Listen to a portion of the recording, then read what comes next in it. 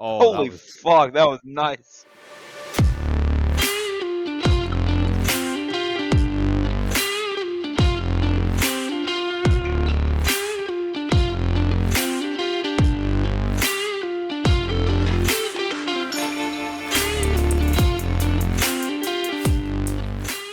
All right, well, we're going to start this hoe up. Welcome to the Micro Machines podcast. Today, we're going over the HIMARS because that's what gets Dennis up. yes. So let's do some introductions, people, in order. So you have me, Callum, from New Zealand, and I have a very nice Irish ale with me today. Planning on getting drunk later. And yeah, You got me, Garrison, in Kansas. I've got some freshly brewed coffee as well as a raspberry water on standby, working on a diorama. Real quick before the next person goes, is that Smithwick's Irish Ale? Kilkenny. Okay, It's a very well. proper Irish ale made in Ireland. Very well. Proceed. All right, next up you got Jack recording from the juiciest bed in Ontario, and I've got some well-aged water beside me. God, you are And Ezra. you got me, Dennis, in Ontario, in the second juiciest room, we will call it. I'm currently sipping on a super strong green tea. Wonderful gentleman. Dennis, take it away. Oh, right, I'm doing this thing, aren't we? All right, well, before Yes. talking about the HIMARS, I think it's worth thinking for a moment about the role of rocket artillery systems in the Cold War. So, on to the first slide. So, many countries had experience from the Second World War, developed complex unguided rocket launchers.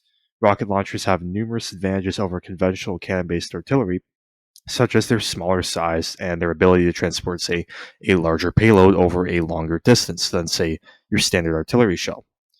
So, with this podcast, we're going to be focusing primarily on the U.S.'s experience in the Cold War.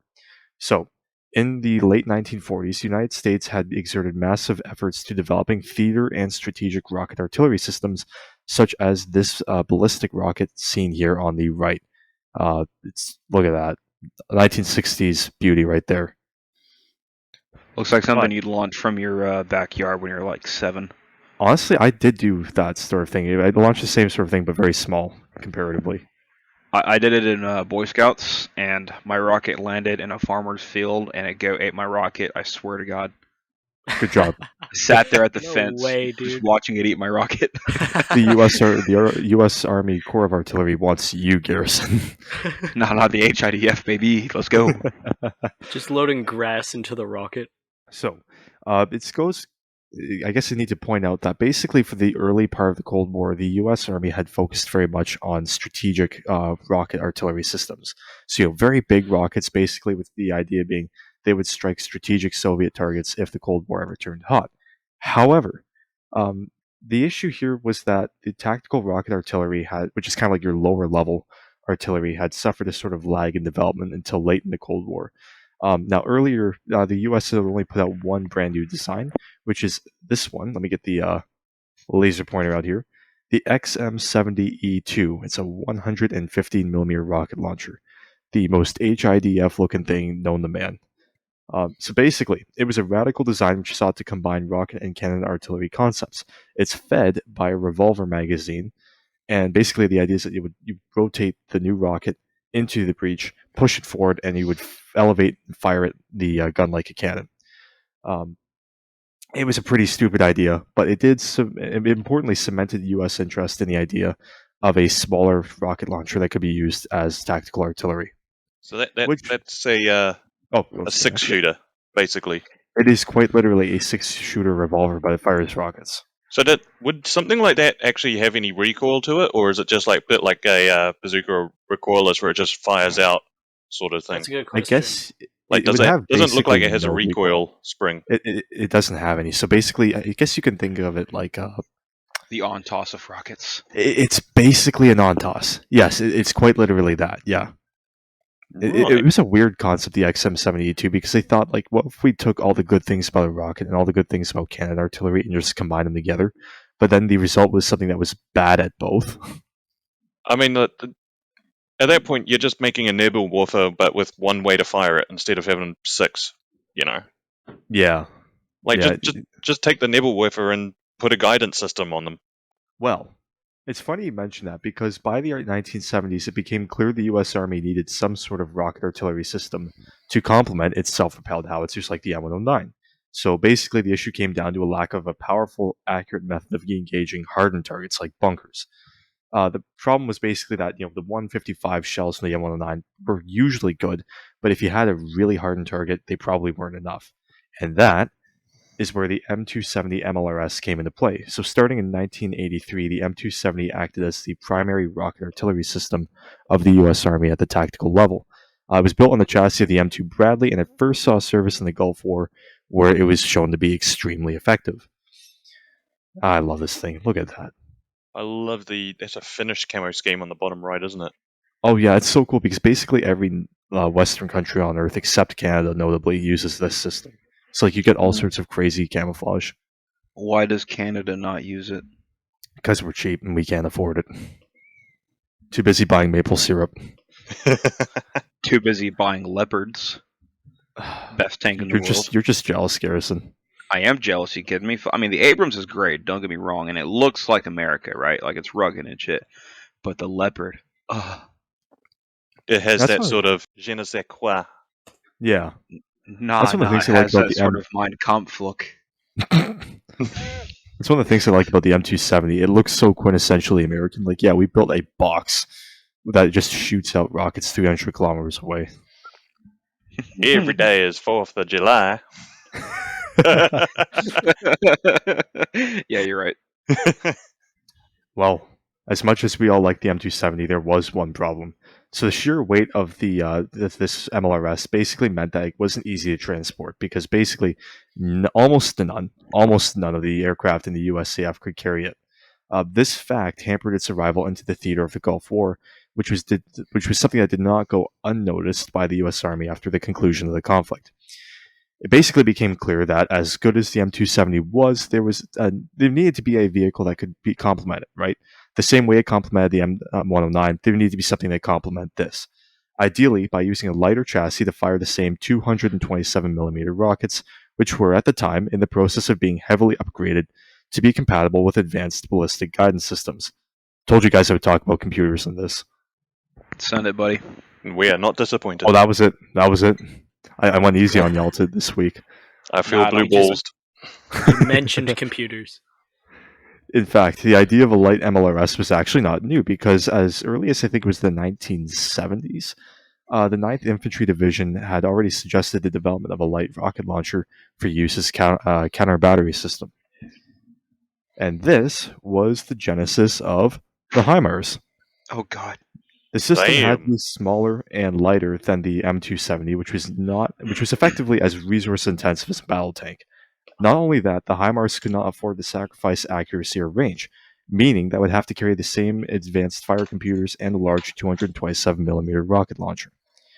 So initially, a concept of the HIMARS was tested at the White Sands missile range using basically the same rockets from the M270, but on the chassis of an Honest John ballistic missile launcher, which is pretty ironic because this truck actually carried a lot of the missiles that the U.S. Army would spend most of the early Cold War developing. So, going into 1993, the HIMARS was developed privately by Lockheed Martin based on the experiences they had at White Sands, and by 1996, the U.S. government contracted Lockheed to continue its research. Basically, it went through a series of developments until 2003, where the HIMARS would enter serialized production. So maybe we should actually now talk about just what exactly the HIMARS is. So the HIMARS, also known as the High Mobility Artillery Rocket System, is basically two completely different systems that are slapped together. So the first is a modified FMTV truck, and the second is the rocket launcher itself, which can fire three types of rockets: the GMLRS, ATACMS, and PRSM, which I'm going to describe later in this slideshow. So unlike the M270, it's a wheeled vehicle, and due to its smaller proportions, including obviously its smaller ammunition load, it can be airlifted by a C-130, which has to just be the coolest thing ever.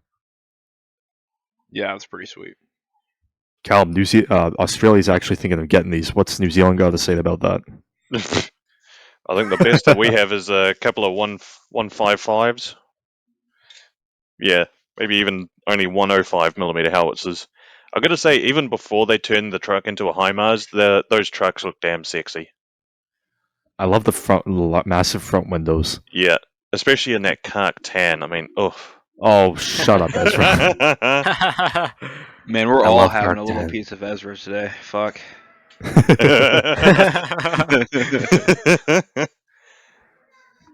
Yeah, Oh, I got to say man. the front with the when it's in the HIMARS with the small armored windshields kind of make it look goofy. I mean, I get the Oh idea no, of that like we looks don't want. futuristic. I get that they don't want the crews to get like flash blindness, but at the same time, think about the drip. Think I about the know. drip, man. What's Half the that? point of going into war is looking good. Yeah, exactly. What's Ain't that wrong, circular antenna behind? Don't worry That about it. I believe, and I could be wrong on this, so like, feel free to correct me, anyone in the comments. So if we'll get any of those, I believe that's basically one of the antennae used to communicate with satellites, because of course it's got a GPS guidance system, so it needs to have a reliable way of communicating with the U.S. I think it's U.S. Air Force GPS satellites. Okay. So Yeah, I was going to say like that definitely won't be using like civilian type GPS because that might be a bit. You'd raise some questions if that was using GLONASS to calculate its position. Oh, funnily enough, actually, all of these just they say it's got an advanced GPS system. It's a dude with a Garmin, believe it or not, Yeah, Yeah. because you know what the GLONASS system is, eh? Russian, and it's Yeah, terrible. It's so inaccurate, man. I hate it. and Galileo is somehow better I than use it GLONASS. for my work. I'm so sorry. Well, I mean, I got to use the American I'll find stuff New as Zealand's well. all fucked up.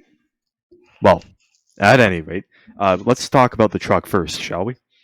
So basically, the FMTV it's sort of like an umbrella designation for basically any truck used in the U.S. Army and U.S. Marine Corps that falls under the. Let me see if I get this right.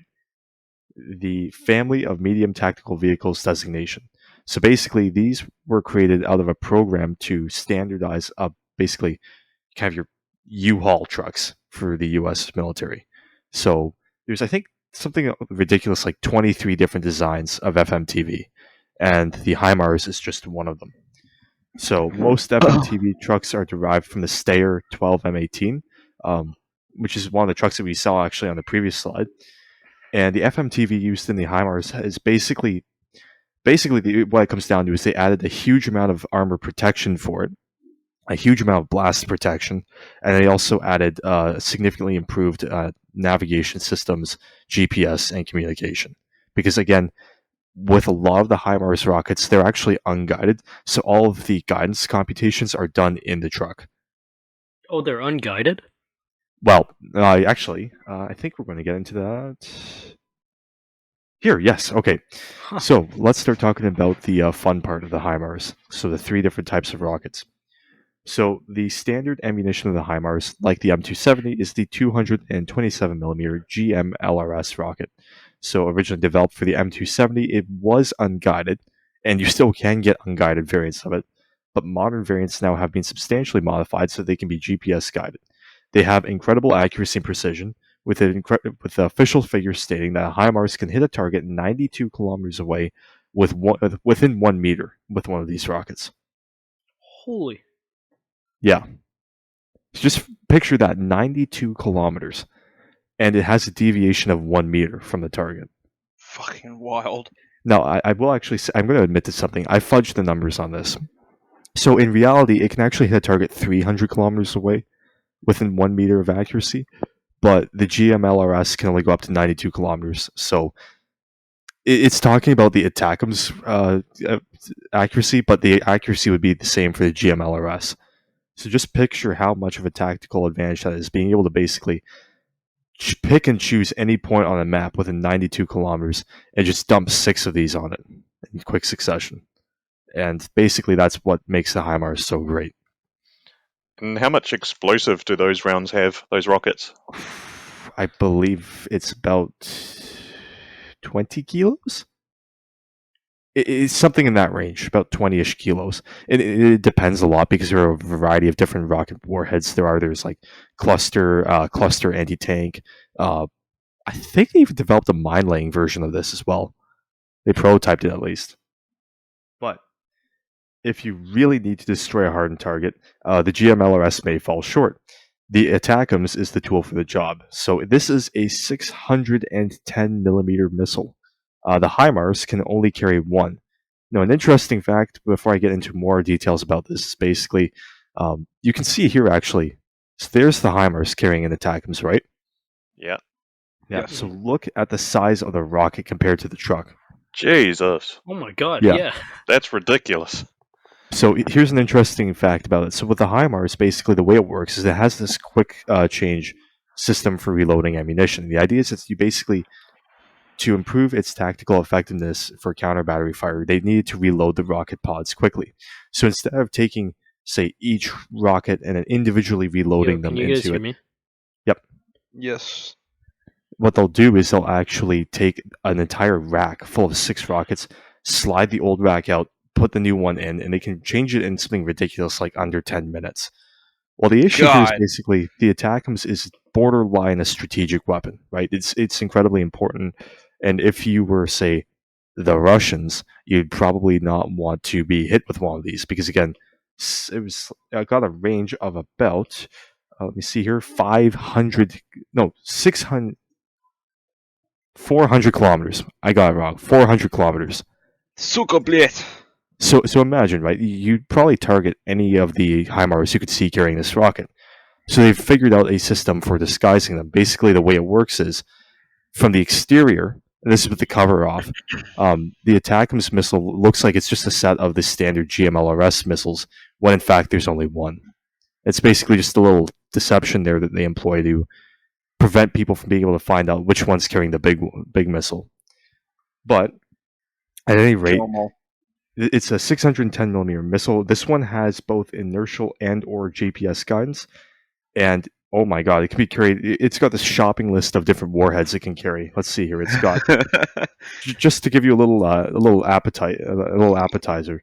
It can have a penetrating, so like a high penetration, more or less anti-armor warhead. It can have various types of clusters. I actually didn't bother to list all the different types of cluster munitions it could carry because there's so many. Or a conventional high explosive warhead. A good way of thinking about the ATACMS is it's basically like a NATO Scud, but a lot more accurate. However, even that is not enough. In the future, the HIMARS will also fire the PRSM, or Precision Strike Missile, which is a GPS-equipped replacement for the ATACMS. It's got a range of up to 500 kilometers, has an area effect warhead, and, importantly, it is hypersonic. So here is basically, if you thought the ATACMS was big, this is the PRSM. Yeah. You versus the guy, or actually the guy she tells you not to worry about versus you. Yes. But yeah, it's incredible. So this is basically developed as a counter to all of the the theoretical, say, Russian and Chinese anti-missile systems. What's one of them? Callum, what's that Russian anti-aircraft? The Panzer, isn't that what it's called? The which one? Yeah, the Russian truck that carries all the anti-aircraft stuff. It's called the Panzer, right? I think so, yeah. Yeah. So basically, in response to Russian and Chinese improvements in anti-missile technology, they've developed this. Basically, the solution is just go faster. So it's going to go a much further distance, a lot faster, with a much larger warhead. And basically, one of the important things about PRSM, even though it's longer, it is slightly smaller in diameter than the ATACMS. This is not actually perfectly to scale. But the advantage is that the HIMARS can carry 2 rather than just the 1, so just get a little bit extra bang for your buck. You know, now, normally I advocate for cutting our military budget because we just have double so it. much. Double it. But yeah, seeing Triple it shit even. like this, it's like fuck it, send it. Well, let's talk about the service then, shall we? So, as a lighter, more mobile rocket system, the HIMARS saw limited use in Afghanistan, where it was successfully used to target high-level Taliban commanders in Kandahar province. The reason why this got deployed was that it's a lot easier to fly one of these in, because if you've got, say, a C-130, you can take this basically anywhere in the world if you've got an airfield to refuel at. And that's one of the important things about the HIMARS, is that unlike the M270, which is effectively just an Abrams tank in terms of what you need to get at places. This, you can take it basically anywhere, which is incredible. It gives us amazing high precision fire artillery capability anywhere in the world within 24 hours. Now, did you get a count earlier of how many the United States alone has? They have. Hold on. Because I think I got a figure, but I don't know if it includes NATO allies. So let me see here. So they have, I think, in excess of 200 HIMARS. They're basically distributed amongst a variety of brigades. So in the Army, they've got the 17th, 18th, 41st, and 75th Artillery Brigades. They all have that, as well as the Marines. The 1st, 2nd, 5th, 3rd, and 2nd Marine battalions have them. So there's easily at least 200 of these in service. I think they're pushing for at least 500 more by 2025. So, just put this into perspective. The United States, for a high deployment tempo, is 1/3 of our military in a combat zone, right? 1/3 of 300 is obviously 100. Now, say 75% of them are up and working. That's 75 HIMARS at one time. It's a lot of fucking rockets. Well, the great thing about the FMTV is it's just so damn reliable too, and that's not me being sarcastic. These are great Yeah. trucks. Oh, I mean, I yeah. agree. I got to see them out at Pendleton. They're freaking awesome.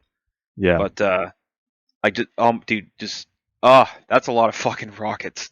Just that alone, 75 of those, dude. and it's Oh my important god. to note that with the advantage of the HIMARS is that it's only got 6 rockets, so it's not really like an area suppression weapon. But that's not what it's supposed to do. It's supposed to you find, say, and we'll get into this. This is a bit of foreshadowing. An ammunition dump, for instance, you point at it, you click it, and within 30 minutes it's gone. That's the amazing thing, and that's with one rocket. I know the Marines are using the HIMARS. I think one of the reasons why they want to use the ATACMS on the HIMARS is because you can fit it with that penetration warhead, which actually makes it amazing for targeting ships. Funny that. Can you imagine being like a Chinese destroyer that gets sniped by one of these? I was gonna make a racist comment, but never mind. Right then. So, as well, in the fight against ISIS, the HIMARS system was deployed to southern Turkey and Iraq, firing well over 400 rockets into Syria against ISIS targets. But, of course, the reason why HIMARS has become a household name, and the reason why we're all here, obviously, is because of its use by Ukrainian forces. So it's a significant weapon for the Ukrainians because it allows them to target and destroy Russian targets of operational significance without being effectively being counter-batteried because you're just so damn maneuverable. I mean, that's one of the great things about it. It's all automatic, so you drive to a spot, plug in the coordinates of the thing you want to hit. Within about a minute, the first rocket is off. You can choose to fire more or less. Give it another minute to fold the launcher, and you're gone. You can't counter-battery fire that thing. Which is amazing. Yes. So basically, by the time you've fired and you're gone, the missile's still going. So by the time it hits, you're not even near it. Oh, absolutely. That's one of the amazing things. If you're firing, say, the GMLRS with up to its 92-kilometer range, you're gone. You're gone. You can fire multiple rockets and still be gone before they even hit. And there's basically no warning of them being fired because you're so far away from the front lines. That's so, because think about the M777, the amount of time it takes to get it to its spot, unload it from a 7-ton, get it set up, fire at least one round, and then pick back up. You're already getting fucking rounds downrange on you. Exactly. So, on June 1st, 2022, the United States announced it would send HIMARS with the GMLRS, which is kind of like the plain Jane rockets, to Ukraine. And since then, the HIMARS has been used to great effect targeting Russian targets of significance, especially ammunition dumps. So just to give you a little taste, they have been directly credited, and this is where they know for a fact a HIMARS fired the rocket to destroy the dump, with the destruction of tens of thousands of artillery rounds and over 20 million small arms rounds. Holy shit. Now, that's what you call a logistical nightmare. And I think that was just in the summer of 2022, for reference. Fuck. Yeah, so this is This is just, I'll point out, with the short-range rockets, and there has been talk about the U.S. sending the ATACMS to Ukraine, in which case, like, there is no place safe for the Russian forces, not even within Russia itself, which I think is the main reason why they haven't sent it yet, because they're afraid that some Ukrainian commander is going to pull the trigger on Belgorod. Fuck Belgorod, hit Moscow. Actually, never mind. The Russians have a good enough time bombing Belgorod themselves. Yeah, I was going to say, like, they're doing that themselves. Critical support to those VKS pilots. We thank you for your service. That would be insulting, wouldn't it? Just sending an air medal over to the other side going, cheers for that. Fuck, I hope somebody does. But now, let's talk about our favorite part, the models. Yes! And the pickings are slim, unfortunately. So, if you want to do a 35th scale HIMARS, you've basically got one game in town, and that's the Trumpeter kit. Now, in all fairness, I've heard it's really, really good. Like, this is one of the newer Trumpeter kits, very well made from what I've heard, and there are a lot of really good aftermarket sets for things like sagged wheels for this. So, definitely that would be a pretty good option. If you are more into the 72 scale side of things, FC Model Trend makes one that's 3D printed. Oh, no shit. You gonna do it? Oh, hell no. I never touched anything FC Model Trend after that experience I had with the M1917 conversion kit. That's right. That's right. Yeah. So that one that's pictured, the Trumpeter one, that's the 6. That's just like the general rocket, that's isn't a 6-shooter. Yep, that's a 6-shooter. How easy would it be to like do even scratch build a conversion into like firing the other ones? The ATACMS? Stupid easy, because literally, remember when I said how the ATACMS is carried in a case that's meant to look like it's a 6-shooter? Yeah. So that you can't target it? Yeah, that's basically, so unless you wanted to show it firing the ATACMS, you actually wouldn't really have to do anything. Okay, so let me make sure I get this right. If I bought that kit today, yes, I could make it as if it's in Ukraine. 100%. The ones that have been sent to Ukraine have no modifications whatsoever. Yeah, except for having that awesome creepy grin on them, which you would have to do. Oh, 100%. Yeah. Speaking of creepy grin. Yes! Oh! I love that. What is ammo dumping past tense? Fucking perfect. Oh, that is so good. Yeah, but that, my friends, was the M142 HIMARS. Just so everyone knows, Jack unfortunately had to go. His internet was being kind of goofy. That's a Canadian moment right there. Yes, it is. America! Roar! Oh well, and now we're down to 3. This episode is brought to you by Autoloader Decals. Have you wandered round the shelves of your local hobby store and found that perfect model kit? Great tooling, fun to build, and look, you remember seeing the subject. Perhaps it was a truck in the ubiquitous white UN paint scheme in the newspaper, or maybe it was a Sherman tank from your local armour unit. Everything is lining up for a fantastic new project, one with a more interesting connection to yourself, instead of a project derived from a history book. Then you open the kit, and there are none of those specific markings to be found. Waterslide decals really put the final touch on a model, and unfortunately for the model maker, most kit manufacturers won't put too much time into designing decals that produce a finished model in anything but its most stereotypical form. That's why Autoloader Decals exists. It is their sincere hope that you'll be able to find as much enjoyment using these special water slides as they have. Autoloader decal products are primarily focused on Canadian subjects, but in general, if you're looking for markings that represent vehicles from lesser known parts of modern history, chances are you might just be able to find something worth trying. The waterslide decals are printed through an inkjet printer and sealed with a high quality varnish to ensure their strength on the model. Unlike most other water slides, these decals only need to be submerged for a few seconds and can be placed right onto the model. They are incredibly tough and won't yellow over time. For an added benefit, decals intended for 1:35 scale are treated with a special varnish that gives a subtle, painted-on look that's both in scale and more realistic than other brands' offerings. All the products currently in production are listed in the store page. If you have a custom design you would like to order, the best way of making this order is to send an email through the contact page. Generally, the cost of a custom order will be 40 to 50% higher than any products that are in stock to account for labour. Also, as a special deal, if you are ordering a set of custom decals and you mention the Micro Machines podcast, you'll receive a free exclusive MMP Pinju decal with your order. So next time you're looking to build a specific or unique vehicle, look towards Autoloader decals. Just go to www.autoloadermodels.ca for all your waterslide decal needs. And now, back to the show. Time to talk about the hobby news. Absolutely. Bang My chilling. Hey, yo. So you know I saw- how Meng has deviated from the righteous path of the armor. Mhm. So now they are doing more aircraft and mainly a lot of modern era. So this is the Chinese. Oh fuck! Hang on, I've got I to think bring it's up the the page. J20, isn't it? Yes, the J20 Veyron. I don't know. Yeah, the Veyron. Veyron. That's like Veyron, isn't it? Yep, Veyron. Yeah. So of course it's Meng quality, and it's a pretty cool looking jet actually. Doesn't like Sweden or somebody have one that looks just like this? You're thinking of the Vegan. Yes. Yeah, Not a the stealth Vegan, jet, yeah. I See that? watched a video the other day about how someone thinks they should send the Vegan instead of F-16s to Ukraine. Yeah. Well, yeah. I will say I'd actually build this.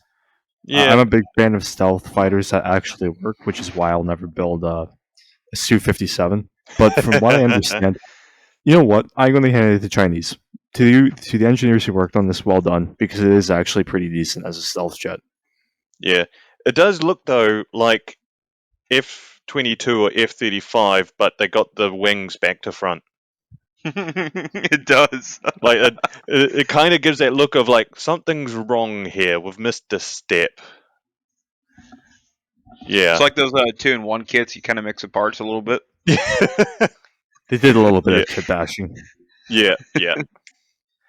Hey guys, So- this is my 1:48 scale F-35. Just ignore the dual engines and the wings are backwards. So I wonder what Meng aircraft are like, because I know their armor's supposed to be really good, isn't it? I've talked to a bunch of guys. You know how they make the F-18s, right? The various F-18s. Yep. So I talked to a few customers at the store who bought those, the 48 scale FA-18s, and they said, the detail was good. They turned into good models when you were done with them, but definitely a lot to be desired on the engineering front. Basically, you had some gaps. Again, detail was good, but there were certain engineering issues with just things like part fit that were not the best. However, I say that this would be a really hard aircraft to mess up, considering it's like 5 different shapes and they're all flat. Oh yeah. That should be pretty easy. Okay. Come on, man, don't let me down. What's next? So I know, but it is. I mean, it's TACOM, so I'll give them a pass. I will say, Dennis. No. In fairness, they're doing No. something interesting with this. What are they doing? They have full interior, and if you're going That's to do not the full, interesting. no. If you do the full interior, the roof plate they supply a clear part so you can see inside it. Oh yeah, What? I had a Ryefield model Sturm Tiger that had the same deal because it gave you the fighting compartment interior. Yeah, and you could put the clear piece on. So that's the only reason I would buy one of these, is just so you can make the interior and have it clear so you can see inside. That is kind of cool. Like that. I wish a lot of companies did that more, of having if they're going to have a full interior, just have a plate that is a clear just on one side, and you can display it if you want or not. Just give us the option. We want options. Yeah, that's fair. But otherwise, Yeah. Link. So this is so you have the early, mid, and late production. For all listeners who don't know what we're talking about, this is the Jagdpanzer 38T Hetzer.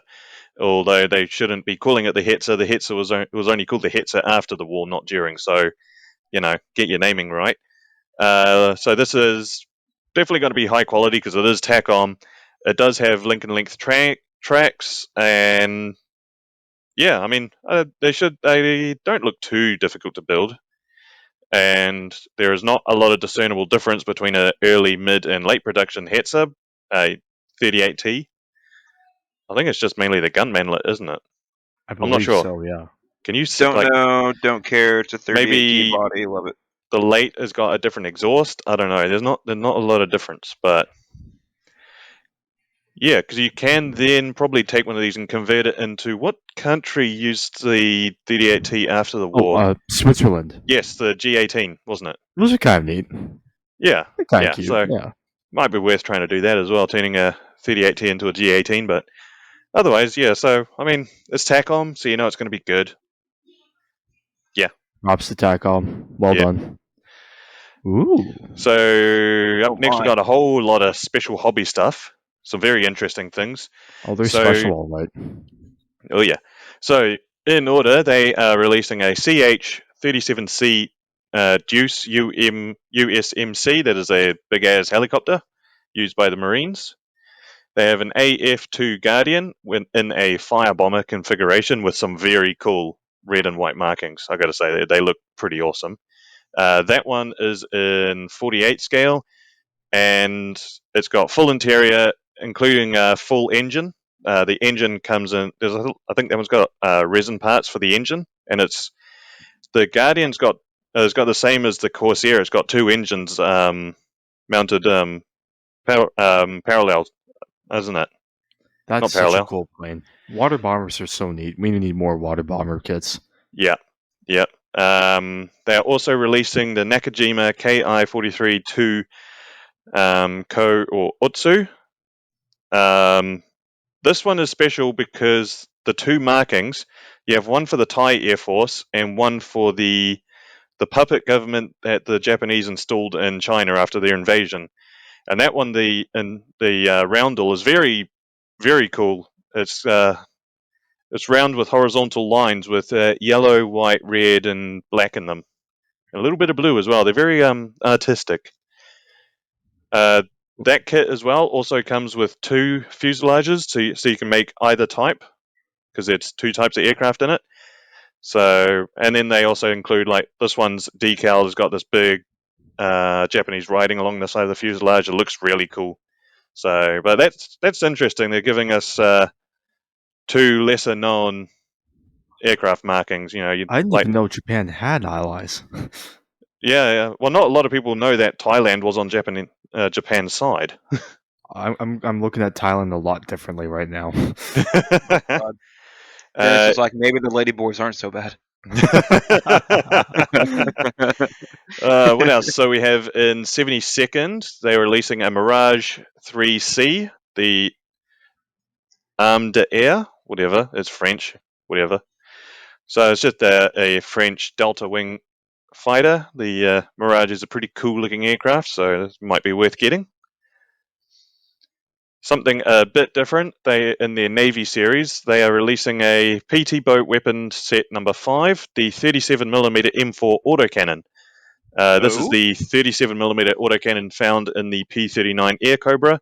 So it features a large magazine that fits on the top and is an automatic 37. So that goes on the front. That would just be cool to have on like a HIDF.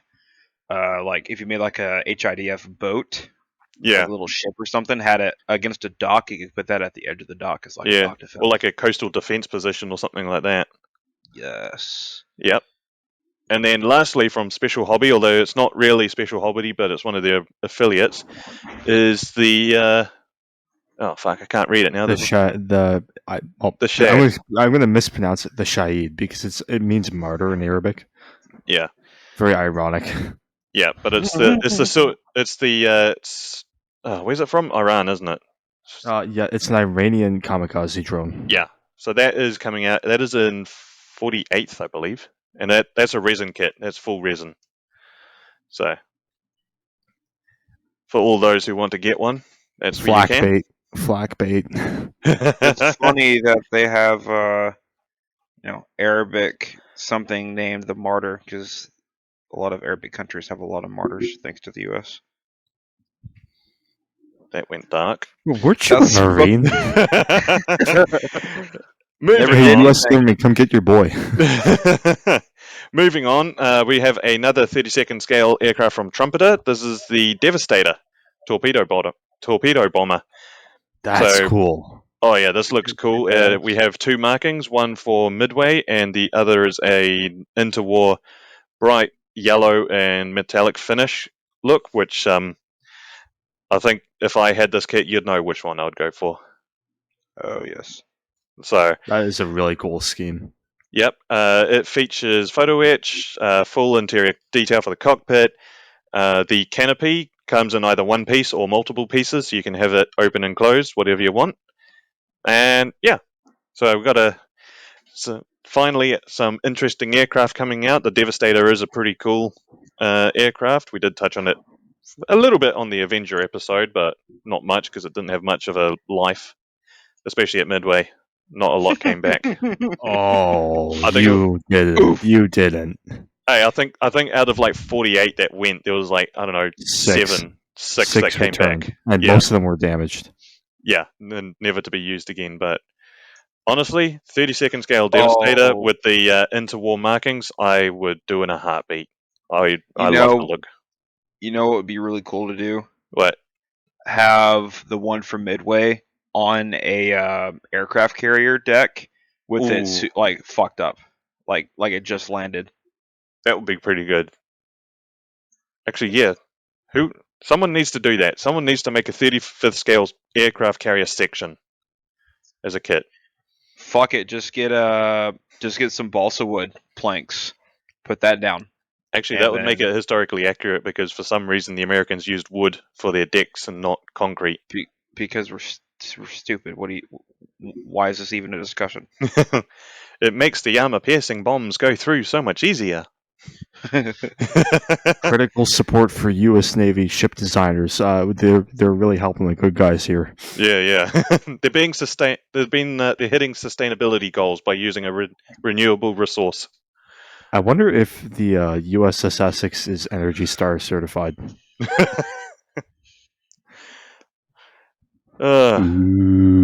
This one's definitely going to get a lot of people interested, including Dennis. So Tamiya are releasing the Leopard 2 A6 Ukraine edition. So it's going to be the A6 has managed to get to Ukraine now, aren't they? No, not yet. Not Well, yet. I don't even know if they're actually sending them yet. No. They're in. Oh, the A6 actually. Yeah, no. Yeah, no, the A4s are in. I think the A6 they're definitely sending them, but just the Germans are taking their sweet merry time, stripping everything of worth from them before they send them. See now, hear me out, okay? Just going to be hit up with ERA anyway. Yeah, exactly. So everyone's gonna shit on me, but hear me out. Let I them will cook. probably never buy this kit.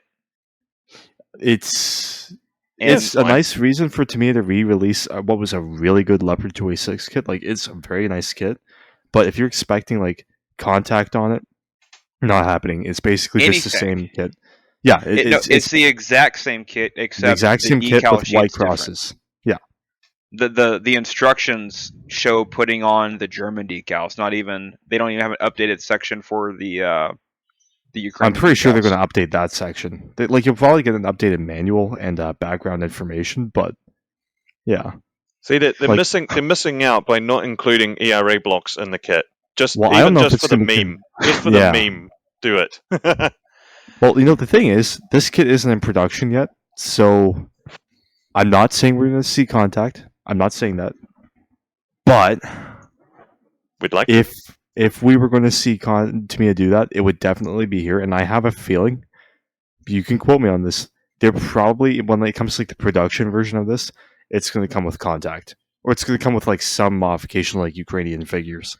I hope it something, man, because when I first saw it, I was like, okay, that's cool. And then I was like, wait a second. And I looked into it. I'm like, it's just decals. Like, come on. Hey, Dennis, Mm-hmm. business opportunity. You have the contact Unloaded blocks. decals is, you've heard it here first. We're just going to be making contact one bricks all day, all night. If you want some, hit my Instagram up and I'll send you some contact one for this. See what you could do, Dennis. If you get one of these and then you model blocks to fit on all the panels. That's what I was thinking. Yeah. Yeah. And then just sell them as like an upgrade kit. Smart thinking business model. Of course, now we're going to have to do this before I release the episode, but Hey, Tamiya! Hey, look what your boy's doing! So I just saw this one while perusing the Tamiya magazine. So this is Uh, Lanmo model releasing an upgrade for the Mark I Sherman, Sherman, the Crab Mine Flail, to be added Normandy. on. Uh, And oh god, it looks good, doesn't it? It looks I good. need it. See I what need it. I want to make a Sherman Crab, just because with the change you could probably glue them in a way to make it look like they're actually flailing. It's in motion. That's What you something I want to do try and do. is you get matte Mod Podge, and you have them. You glue them. You put glue all around them.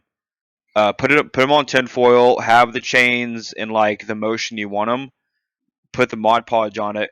That way, when you pull it off, it's all clear, and then you can glue on dirt, or you can put like dirt onto that Mod Podge as it dries.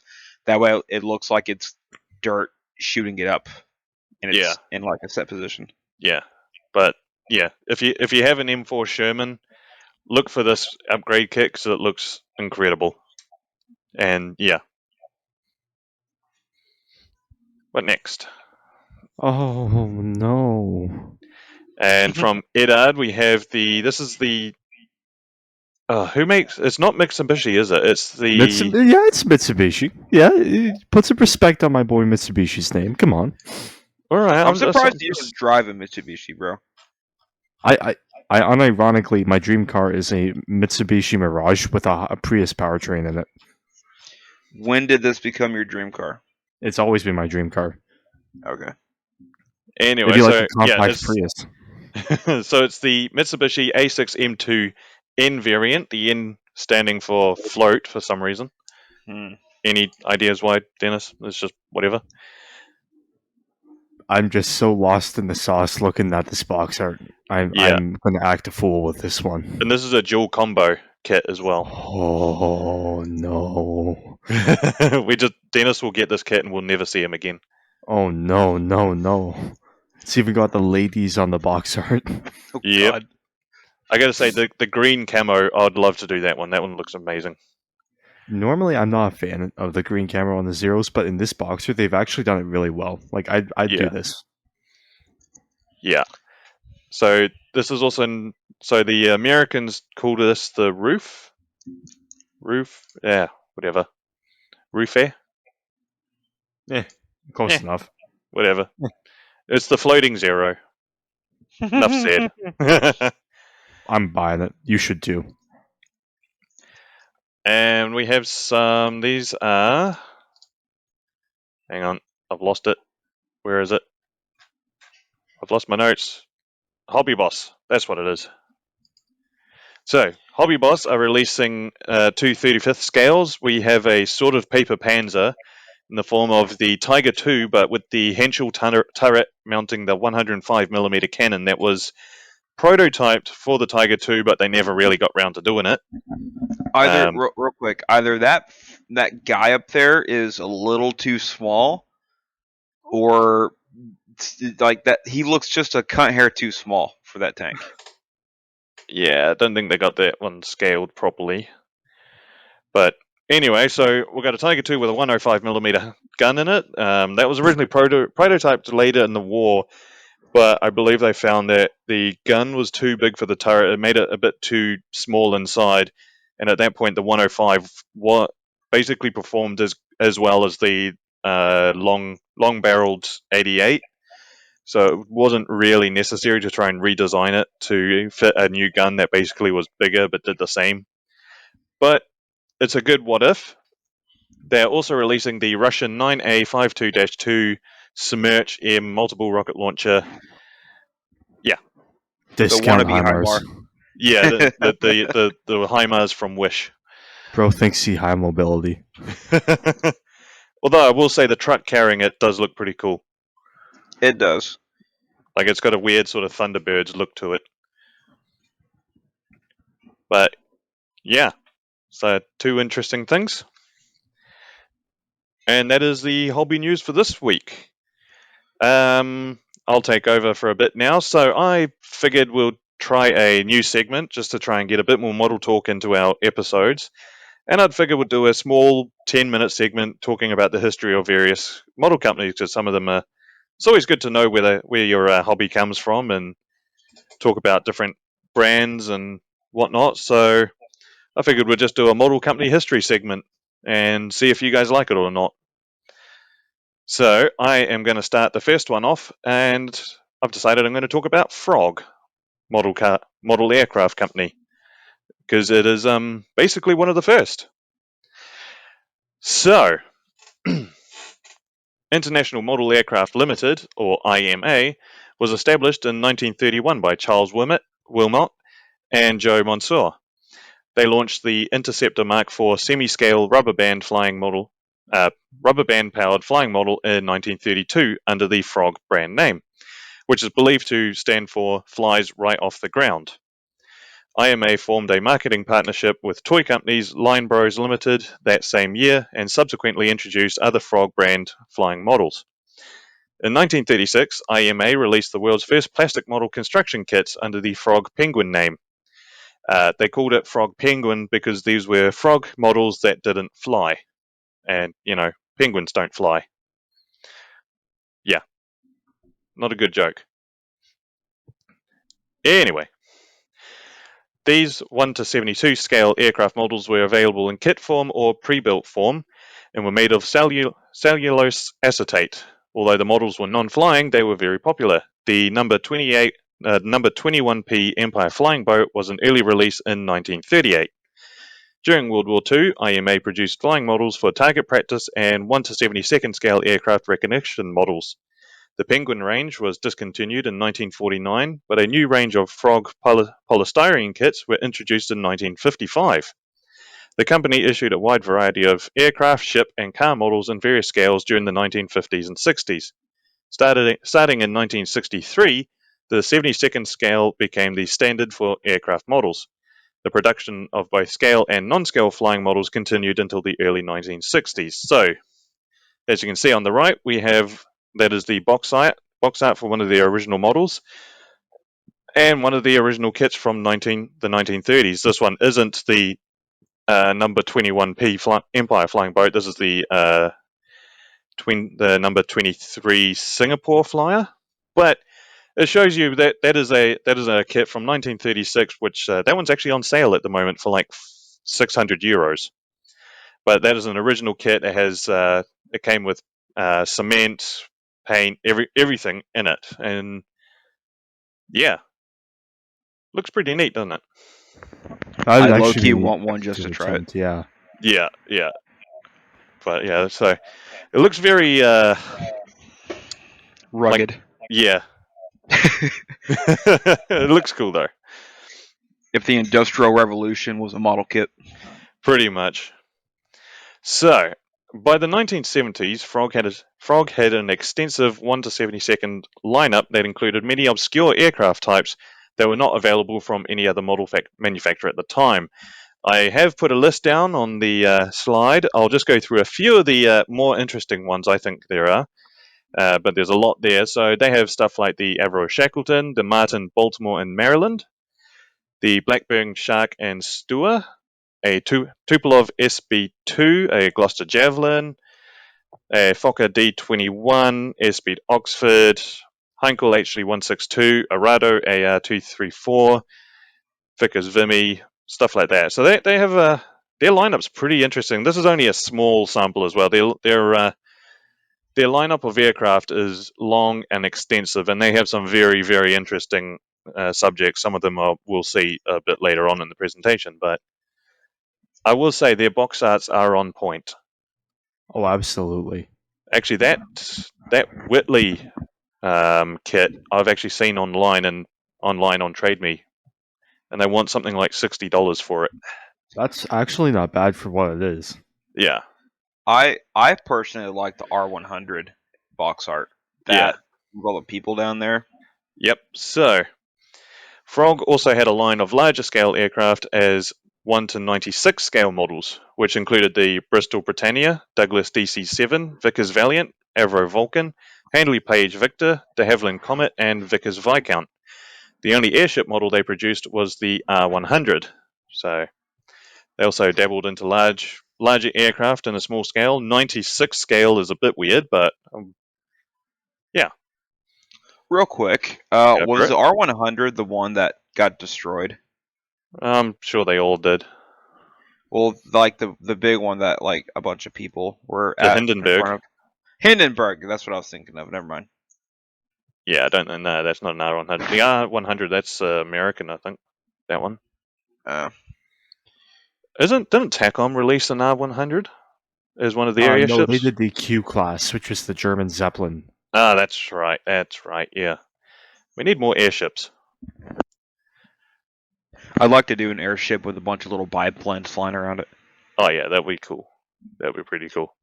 Some trenches below it. Anyway, can we go to the next slide, please?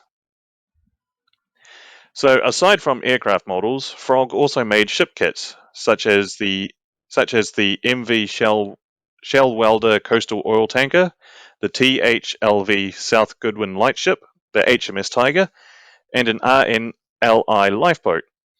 Again, they do ships of different scales, 1 to 300, 400, 500, a few really weird ones, but yeah, that again, box arts are on point for their ships, especially that lifeboat one. That's a very cool one. Yeah, the lifeboat one looks neat. The flares going up. And next, so starting in 1968, Frog released around 30 ex-Hasegawa kits that mainly consisting of modern 72nd scale jet fighters, some 1 to 32 scale World War II aerofighters, and 1 to 450 scale battleships. In France, due to discomfort with the word frog, these kits were sold under the Triang brand, whilst in North America, the frog name was deemed inappropriate, and the kits were rebranded as Airlines, a reference to Lines Brothers Limited, the founders of IMA and Triang. So, What the fuck? yeah, so just showing. So the Viscount 800 I'm showing, and the Ferry Delta. Those are frog kits rebranded under the various company names. Seems weird that people would take offense to the word frog, but yeah, well. And people say snowflakes are today. Back in my day, yeah, you renamed a model kit company. And then lastly, well, no, this isn't the last slide. So, Dunby Convex Marks acquired IMA's parent company, Rovex Triang, in 1972, after it went into receivership. During the mid-1970s, some of Frog's kit molds were transferred to factories in the Soviet Union, and the kits were later sold under the Novo brand name.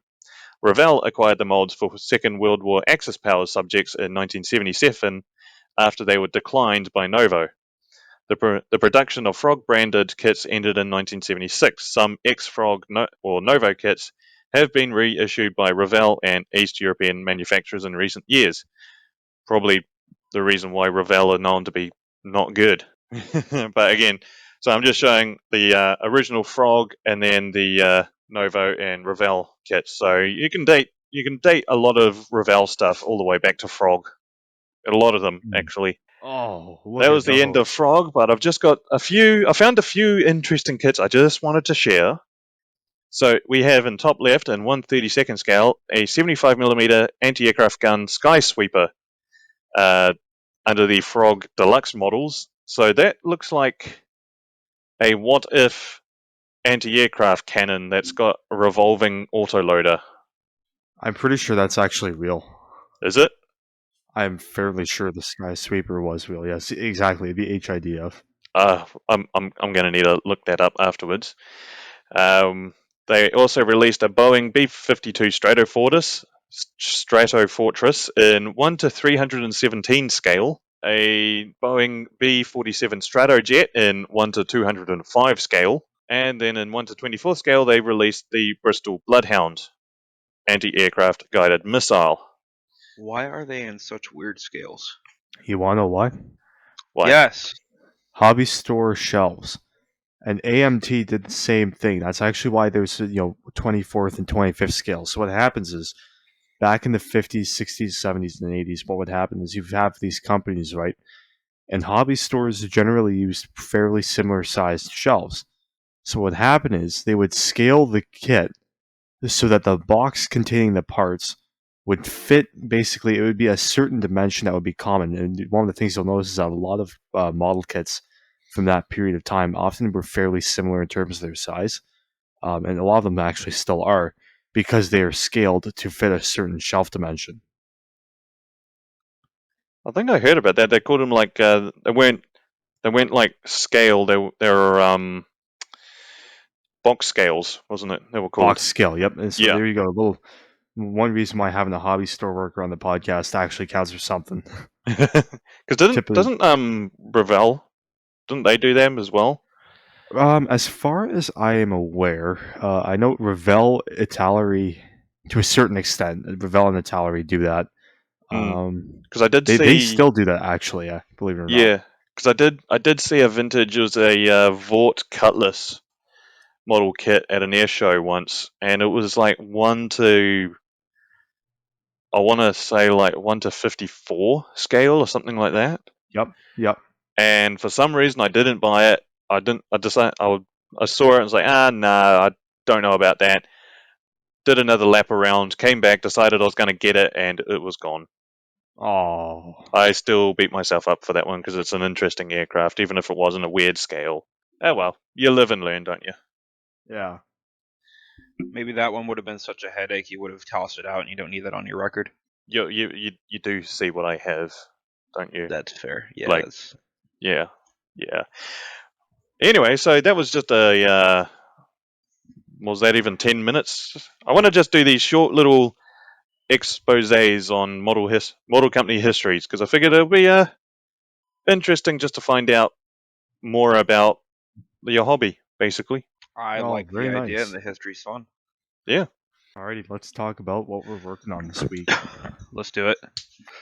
All right, so I've got like 4 slides, so bear with me. First one is showcasing the my Cold War group build entry, obviously for recreational.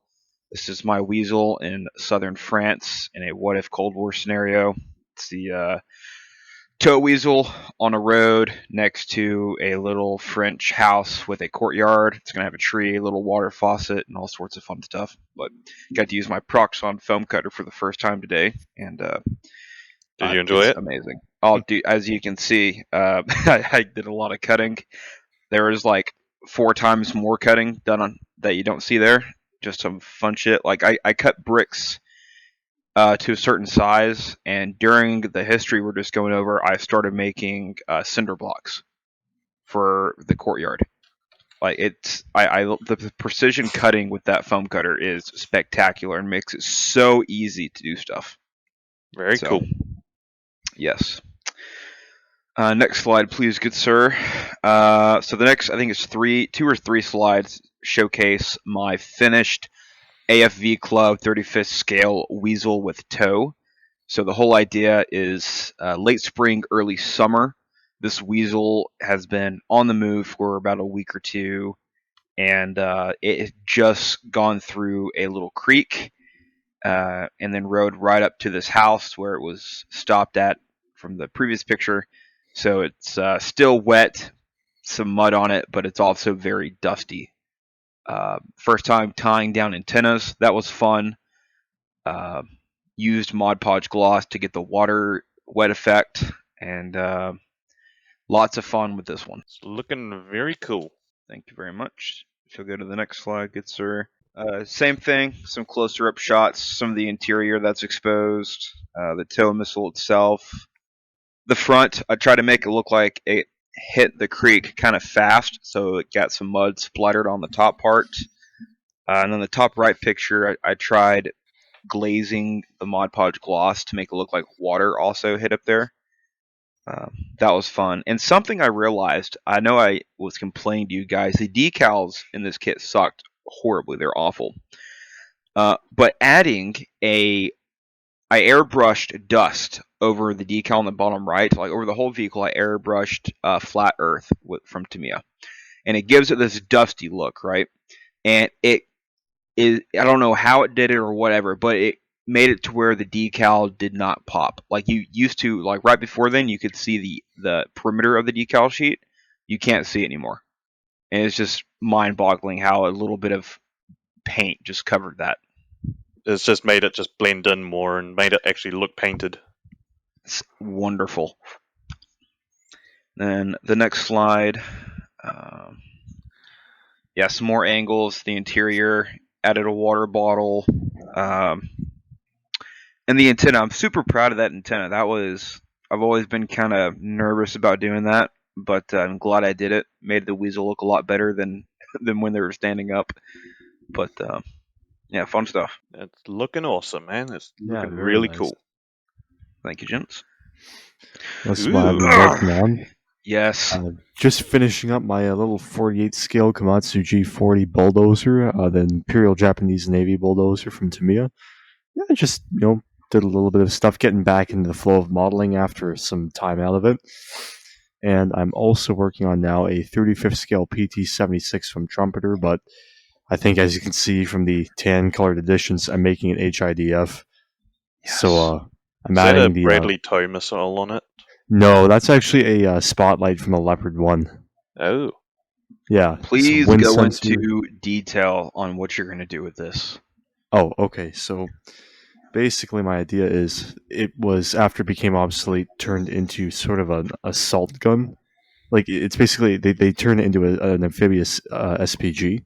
So the idea here being, I took off the original turret and I basically modified the hatches. I made my own hatches so they're flat.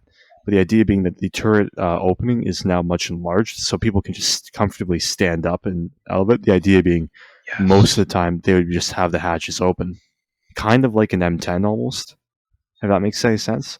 Yep. Yep. I've added the spotlight from the Leopard 1, and I also added the wind sensor from my spares bin, and basically I'm just going to do a bunch of modifications to make it look like it's kind of a quasi support tank / SPG. Oh, and it's not in the photo, but I added a 14.5 millimeter coaxial MG. Please Ooh, send a picture of that. nice. Yeah, I will. Good lad. Oh, and I'm 3D printing tracks for this because the kit came with vinyl. What I'm doing is, the tracks for the Hetzer? Yep. Mm-hmm. Well, do you know the tracks for the Hetzer with Ostketten? Mm-hmm. Yes. I modified the files so that they fit this drive sprocket. That's Oh, beautiful. nice. So imagine a PT7. What's going to basically be is it's going to have tracks that stick out quite a bit of the sides. So like they're really good for going on the beach because they have much less ground pressure. Grippy. Yeah, literally, yeah. No, that's the I plan. bet it's pink. How'd you know the resin I have is pink? How did you know? It's like, Speaking of the good old Horizon Island, yes. the only modelling I've been doing is a bit more of the my M113. So I've just been practicing handwriting slogans on the side, and I made a list of possible psychopathic sounding flame related. I actually got one suggested to me because this is based around the 70s, the time of disco. I'm going to try and fit Burn Baby Burn Disco Inferno somewhere on the side. Oh my god, Oh, yes. Yeah. But so basically, I've managed to paint the turret with two slogans just as a sort of test, just to see how well they look. And they look pretty damn good on it. I agree. So all I need now is to go into negotiation with Dennis so I can get a few things 3D printed and some Horizon Island decals off him. Yep, there we are. Because I got my LED filament, my flexible LED filament delivered the other day, so I can Ooh. start finding wires and start finding batteries and wiring things up. Nice. Yeah, but yeah. Man, we've got a lot of HIDF stuff going on lately, don't we? Mm-hmm. So yeah, I just need a chat with Dennis. We really need to get that group build going this summer. I'm so excited. Yeah. Foreshadowing. And then I've also got one other thing I've got to start building soon because I've got a deadline for it, and that is a 1 to 288 scale Academy Space Shuttle and Transport. That is a Mother's Day present that I need to build. So I'm going to start that soon. That one's actually going to be a YouTube video as well. Oh, nice. Yeah. And then what do we got next? We have Jack's little VW Command 50 cal monstrosity for the Horizon Island as well. Beautiful little thing. That's It him looks good. torturing himself with his Bombardier Altus. It looks like he's been fingering it. I mean, He has. Oh yeah, knowing him, he definitely has. it has a tailpipe for a reason. Oh God, Jack, what are you doing to the Iltis? Nothing. Of course, we have the Cold War group building still going. So that is Yes, running we do. until June 1st. So you still have time to join if you want. There are prizes available.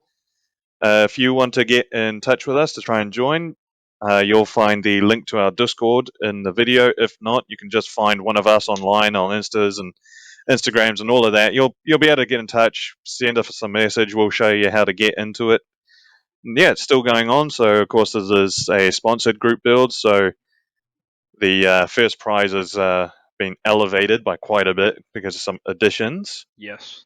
Woo! And next up, let's see. Garrison's had a turn. I've had a turn. Dennis, your turn. Send it. Well, the Micro Machines podcast is proudly sponsored by Scale Colors and Scale Colors 3D. We would just like to thank Scale Colors so much for all the support that Jeff has been giving us. And definitely, if you are in the market for non-toxic airbrush paints, especially if you're looking for anything naval related, definitely head to scalecolors.com. That's scalecolors.com to get all of your non-toxic airbrush painting needs.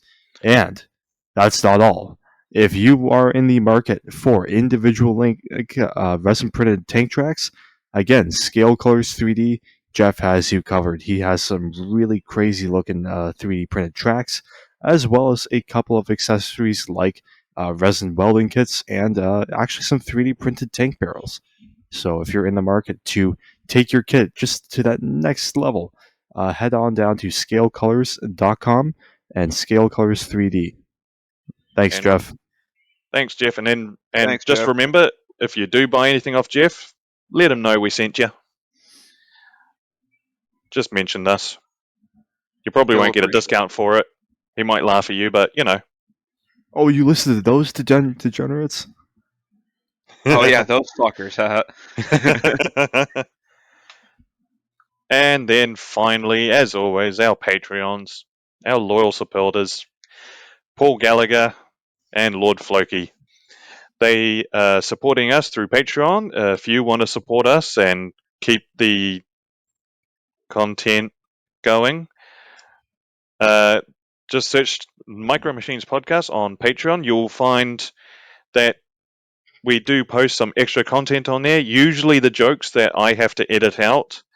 Mainly Garrison's jokes I have to edit out Sorry. that YouTube won't allow us to put on there. So you'll find, it's not too often, it's whatever I can get. But you will find there are at least 6 or 7 videos of bonus content, and just as I'm editing, I'll add them on and you can see them. But yeah, if you want to support us, log on to Patreon, Micro Machines Podcast, and a big shout out to Paul Gallagher and Lord Floki. You guys are amazing. Love you Yes. guys. If you're a bitch, don't join the Patreon. If you're not a bitch, join the Patreon. And, well, gentlemen, that was an episode.